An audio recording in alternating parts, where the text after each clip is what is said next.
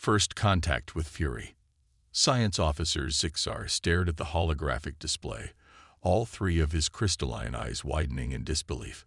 The other members of the Keldarian survey vessel, Eternal Seeker, had fallen into a stunned silence, their translucent appendages frozen in various positions of shock or alarm. "Are you recording this?" Captain Nevra finally asked, her voice barely audible even in the perfect acoustics of the command center. "Every millisecond, Captain," Zixar confirmed, unable to tear his gaze away from the horrifying spectacle unfolding on their screens. "Though I doubt our science council will believe what they're seeing."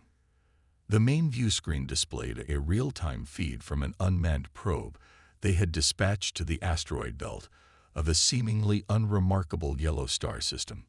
What had begun as a routine survey of potential mining sites had turned into something altogether more disturbing when their sensors detected unauthorized activity on asteroid KX-7, a particularly mineral-rich rock that the Keldarian Expansion Initiative had already designated for harvesting.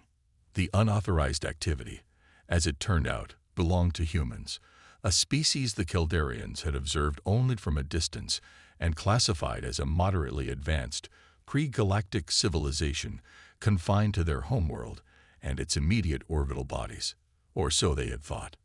Not only had these humans established a mining operation well beyond their expected reach, but they had also managed to adapt their fragile physiology to survive in this hostile environment through a combination of primitive environmental suits and hastily constructed habitation modules. "Impossible," muttered Tactical Officer Vreen. "Their technology is at least 3 centuries behind minimum galactic standards. Those environmental suits shouldn't even function in these conditions. And yet they do," observed Nevra, her voice heavy with implication. "Communications, hail their facility. Standard first contact protocols." What happened next would forever change the Keldarian understanding of the universe and their place in it. The humans had not responded well to being told that they were trespassing on Keldarian-claimed territory. Their leader, a female specimen who identified herself as Commander Maya Chen of the Earth Independent Mining Consortium, had flatly refused to evacuate the asteroid.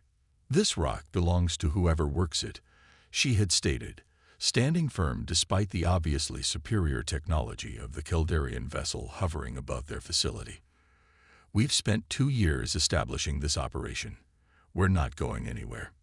Captain Nevra, following standard protocol for dealing with primitive species, had dispatched a small security team to demonstrate Keldarian technological superiority and escort the humans to their vessels for relocation. It was meant to be a simple show of force, efficient, bloodless, and quick. The security team had not returned.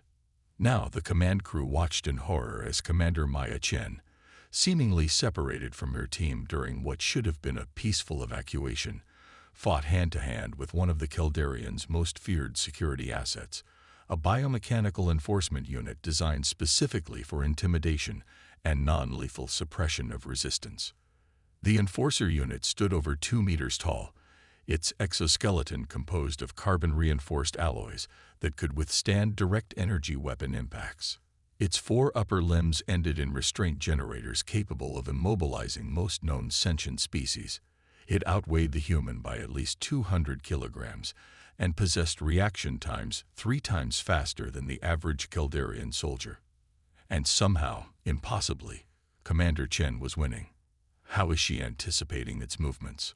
gasped Zixar, frantically checking and rechecking his sensor readings.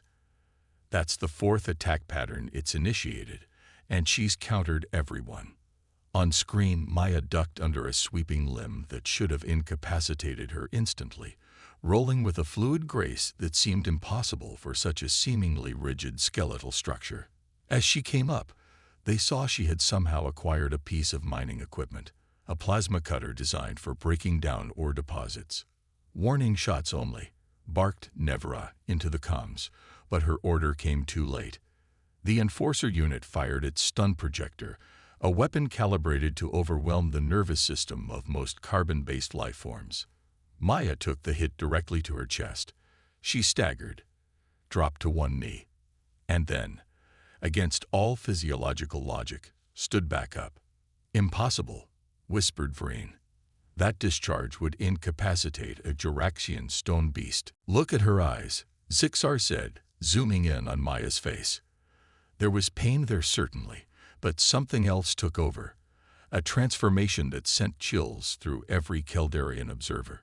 Her pupils dilated, her jaw clenched, and her lips pulled back in what their xenopsychologists had previously labeled a smile, but now looked more like the threat display of a cornered apex predator.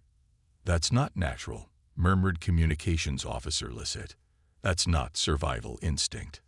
That's rage, completed Vreen with something approaching professional admiration.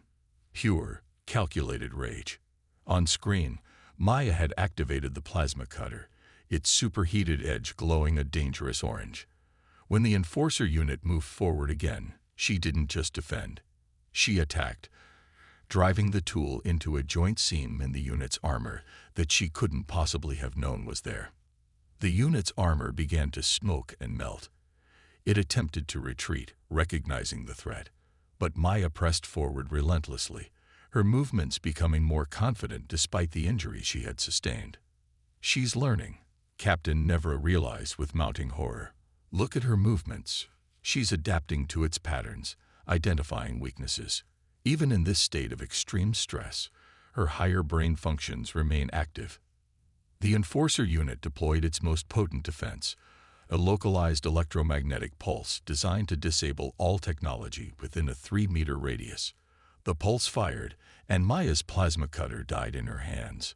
For a brief moment, the Keldarians watching thought the confrontation was over. Then Maya did something even more shocking. She lunged forward, hands empty, and began tearing at the partially melted armor with her bare fingers. Blood flowed from her hands as the metal edges cut into her skin, but instead of weakening her, the injuries seemed to trigger something even more primal. Maya let out a sound that made several crew members back away from their consoles involuntarily. What was that? Asked Lisset, her translation implant struggling to process the noise. The humans call it a battle cry, Zixar explained, checking his database. It serves no clear biological function except to, well, honestly, I think it's just meant to terrify their enemies.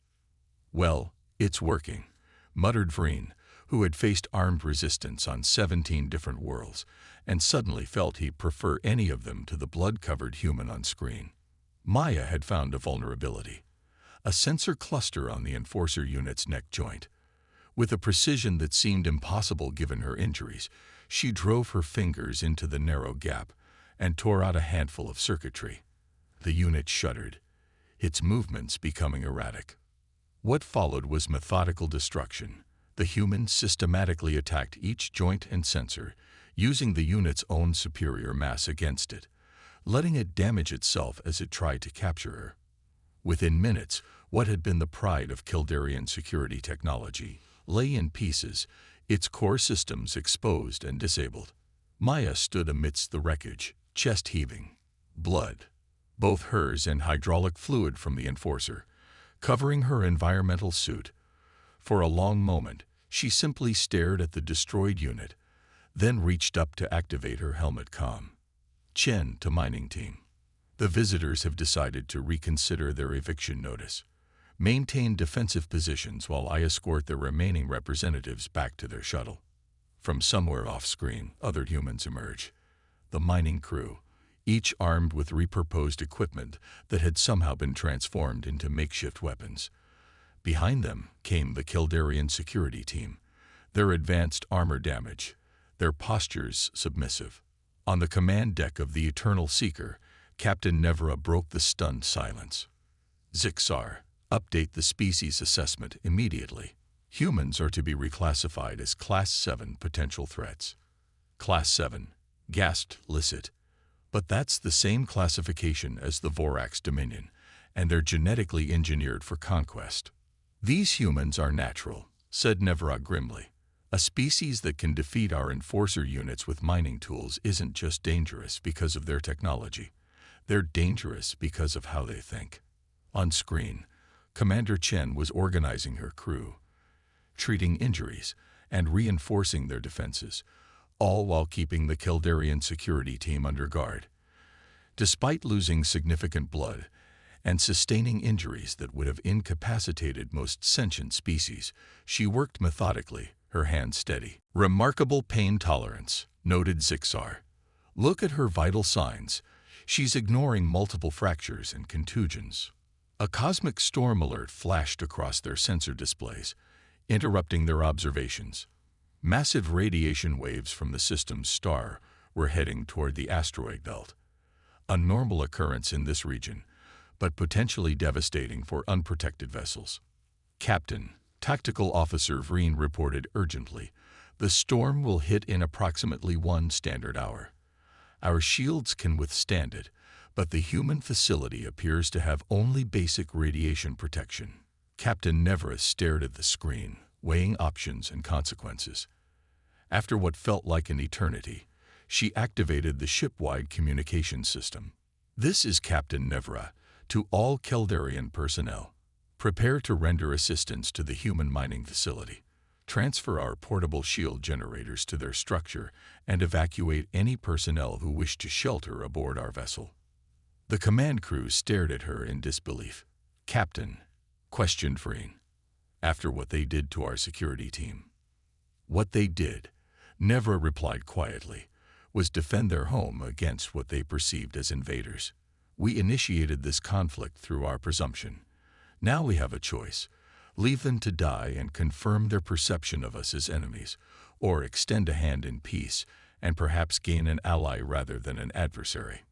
She turned to the screen, watching as Commander Chen efficiently organized her people for the coming storm.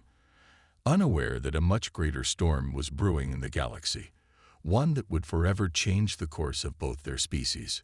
"Because if there's one thing that's become absolutely clear today," Nevra concluded, "it's that we do not want humans as our enemies." Survival beyond logic. The cosmic storm hit with a fury that exceeded even the Kildarians' predictions. Coronal mass ejections from the system's star bombarded the asteroid belt with radiation levels that would have liquefied the internal organs of unprotected life forms within seconds. Inside the hastily shielded human mining facility, an uneasy alliance had formed. The Kildarian shield generators hummed at maximum capacity, their crystalline matrices glowing an ominous purple as they absorbed and redirected the deadly radiation. The mining complex, never designed to withstand such conditions, groaned and shuddered under the onslaught. Commander Maya Chen stood at the central operations console, her injured hand now properly bandaged by the Kildarians' advanced medical technology. Across from her, Captain Nevra monitored the storm's progress on a holographic display that hovered between them. "The radiation surge is intensifying," Nevra reported, her translucent fingers manipulating the display to zoom in on a particularly violent eddy in the storm. "These readings exceed our historical data for this region by 347%. Maya nodded, her face grim but composed. "The asteroid's mineral composition might be amplifying the effects. This rock is heavy with rare earth elements. That's why we're here in the first place." Around them, human miners and Kildarian crew members worked side by side, reinforcing vulnerable sections of the facility and monitoring life support systems. The initial hostility had given way to a wary cooperation born of mutual survival needs. "Your species adapts quickly," observed Nevra, watching as a human engineer collaborated with a Kildarian technician to optimize power distribution, both physically and socially. "We've had to," Maya replied simply. "Earth isn't exactly a gentle cradle. Neither is space." Before Nevra could respond, a violent tremor shook the facility. Warning klaxons blared as red emergency lights bathed the operations center in a bloody glow. "Status report," barked Maya, already moving toward the damage control station. A young human with lieutenant insignia looked up from his console, fear evident in his eyes. "Direct hit to Sector 7, Commander. The primary coolant system for the reactor core is compromised. We're looking at critical failure in less than 30 minutes. Can we shut it down?" Maya demanded. The lieutenant shook his head, not without primary coolant, and the backup systems were taken offline for maintenance when the storm hit. Zixar, who had joined the emergency team in the facility, stepped forward. If the reactor goes critical while we're sheltering here, we all die, Maya finished flatly, human and Keldarian alike. The operations center fell silent as the implications sank in. Outside, the cosmic storm continued to rage, making evacuation impossible. The shields protecting them from radiation would be useless against a thermonuclear explosion from within. There must be a manual override, suggested Vreen, the tactical officer who had watched Maya destroy their enforcer unit just hours earlier. Despite his lingering wariness, professional respect had begun to replace fear. There is, Maya confirmed, but it's located in the primary coolant chamber, which is now flooded with reactor coolant and exposed to vacuum. The maintenance airlock was damaged in the initial impact. That's a death sentence, Zixar stated bluntly. Even with our most advanced environmental protection, the radiation levels in that chamber would be fatal within minutes. Maya's expression didn't change. For you, maybe. She turned to her lieutenant. Jackson, get me my EVA suit, the modified one, and the toolkit from my quarters. Commander, the young man protested. You can't. That wasn't a request. Lieutenant, Maya cut him off, her voice leaving no room for argument. Captain Nevera studied the human commander carefully. You're proposing to enter the coolant chamber yourself. Our scans indicate your species cannot survive those conditions for more than a few minutes at most. Maya's lips quirked in what might have been a smile. Your scans have been wrong about a lot of things today, Captain. 20 minutes later, the impossible was happening again. Through the reinforced observation window of the auxiliary control room, the Keldarians watched as Commander Maya Chen, encased in what they now recognized as a heavily modified environmental suit, worked methodically at the manual override controls in the coolant chamber. The suit itself was a marvel of human ingenuity, a patchwork of standard-issue equipment and custom modifications that shouldn't have functioned as an integrated system, but somehow did. Radiation warnings flashed across the monitoring equipment, indicating levels far beyond what any Keldarian could have endured. Her vital signs are fluctuating wildly, reported Zixar, monitoring the biotelemetry from Maya's suit. Body temperature rising, cellular damage accumulating. She should be unconscious by now. On the other side of the glass, coolant vapor obscured their view momentarily. When it cleared, they saw Maya on her knees, one gloved hand braced against the control panel. For a terrible moment, they thought she had succumbed to the radiation. Then she rose again, movements deliberate despite the obvious pain, and continued the override sequence. How is this possible? Whispered Lisset. The structural integrity of her suit is compromised in multiple locations. She's being exposed to direct radiation. Look at her heart rate, said Vreen, pointing to the monitor. It's elevated but stable. She's controlling her own autonomic responses somehow. Inside the chamber, Maya reached the final sequence of the override. Her movements had slowed, but they remained precise, each action executed with perfect economy of motion. As she inputted the final command, the reactor's warning sirens fell silent. The status displays shifted from critical red to cautionary yellow. She turned toward the observation window and gave a thumbs up, a human gesture the Keldarians had learned indicated success. Then she began making her way back toward the airlock. She never made it. 3 steps from safety, Maya collapsed. Without hesitation, Vreen activated the emergency protocols, overriding the safety interlocks on the auxiliary airlock. Prepare the medical bay, he shouted, already moving toward the decontamination chamber. What followed was a desperate race against time as the Keldarians used every advanced medical technique in their considerable arsenal to save the human who had saved them all. Maya's body had absorbed radiation doses that their medical computers insisted were invariably fatal. Her cellular structure showed damage that should have been irreversible. And yet, hour by hour, she stabilized. Her vital signs, which had plummeted to near-death levels, gradually strengthened. Her damaged tissues began to repair themselves at a rate the Kildarians could barely believe. It's as if her entire physiology has reprogrammed itself to fight the radiation damage. Zixar explained to Captain Nevra as they stood beside the recuperating human. Her immune response is like nothing we've ever seen. Adaptive, aggressive, almost intelligent in how it targets the cellular damage. Will she recover? Nevra asked quietly. By all rights, she should be dead, Zixar replied. But yes, I believe she will make a full recovery. Though she may experience latent effects we cannot predict. 3 days later, as the cosmic storm finally began to dissipate, Maya Chen opened her eyes. She found herself surrounded by curious Kildarian faces, their crystalline eyes reflecting the soft light of the medical bay. Did it work? Were her first words, voice raspy from disuse. The reactor is stable, confirmed Captain Nevra. Your people and mine are safe.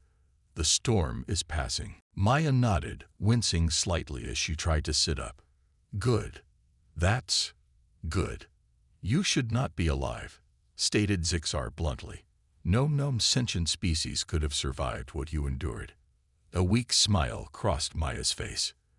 Yeah, we get that a lot. Humans are stubborn that way. Later, as Maya continued her remarkable recovery, Captain Nevra convened a private meeting with her senior officers in the secure conference room of the Eternal Seeker. Our mission parameters have changed, she informed them without preamble. We will be establishing diplomatic relations with the Human Mining Consortium. Effective immediately, asteroid KX-7 is recognized as their sovereign territory. Captain, protested Vreen, though with noticeably less conviction than he might have shown days earlier, the expansion initiative won't approve. The initiative hasn't seen what we've seen, Nevra interrupted. They haven't witnessed what these humans are capable of. She activated the central holographic display, showing footage of Maya's desperate repair mission and miraculous survival. This isn't just about one exceptional individual, she continued. Science Officer Zixar, share your findings. Zixar stepped forward, visibly uncomfortable. I've analyzed Commander Chen's genetic structure. She is unmodified, natural. While she appears to be physically superior to some of her companions, she is well within the normal range for their species. The implications hung heavy in the air. If this represents their baseline, Nevra said quietly, imagine what they might become with access to advanced technology, to genetic engineering, to the resources of multiple star systems. They could be the most formidable allies in the sector, suggested Lisset, or the most dangerous enemies the galaxy has ever known, added Vreen. Captain Nevra nodded solemnly.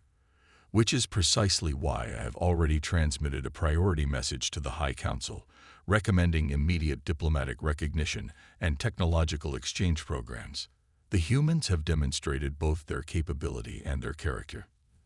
They defended their territory without excessive force, and Commander Chen risked her life to save everyone, including those who had threatened her people hours earlier. She gestured to the viewport, where the mining facility was visible against the backdrop of the asteroid's rugged surface. Already, humans and Kildarians were working together to repair the storm damage. We came here seeking resources, Nevra concluded. Instead, we may have found something far more valuable, a species whose potential matches or exceeds our own, but whose ethical development has kept pace with their capabilities. That is a rarity in this universe, and not one to be taken lightly. As if to underscore her point, the medical bay alerted them that Commander Chen was not only awake again, but had somehow managed to reprogram the medical systems to better suit human physiology, using an interface designed for Kildarian neural patterns. They adapt, murmured Zixar with a mixture of awe and trepidation. Faster than should be possible. Yes, agreed Captain Nevra. And so must we. In the medical bay, Maya Chen stared out at the stars, a slight smile playing across her lips as she considered the future, one that had suddenly expanded beyond the confines of a single asteroid or even a single solar system. Not bad for a mining operation, she murmured to herself, watching as Caldarian and human vessels began the delicate dance of cooperative spaceflight. Not bad at all.